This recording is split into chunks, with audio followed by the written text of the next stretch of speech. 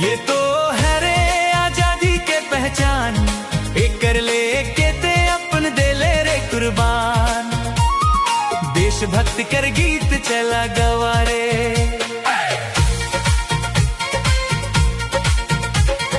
भगत सिंह सुखदेव राजगुरु रे, देश खातिर हंसते हंसते दे ले प्राण रे। रानी लक्ष्मीबाई वीर कहानी सुनावे, भारत माँ के मान दुनिया में बढ़ावे। आज तो 15 अगस्त रे चला रे झंडा गाड़ा रे, लगवा खूब नारा रे। ये तो है रे आजादी के पहचान, एक कर ले के ते अपन दे ले रे कुर्बान। देशभक्ति कर गीत चला गवारे।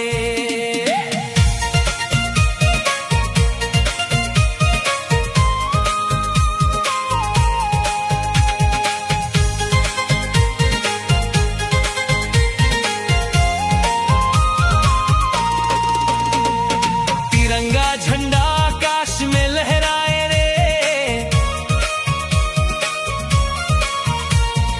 हर भारतवासी गर्व से मुस्काए रे। मिलजुल के सब आज खुशी मनाबो, देश के उन्नति खातिर कदम बढ़ाबो। आज तो 15 अगस्त रे चला रे झंडा गाड़ा रे, लगवा खूब नारा रे। ये तो है रे आजादी के पहचान, एक कर ले के ते अपन दे ले रे कुर्बान। देशभक्ति कर गीत चला गवारे।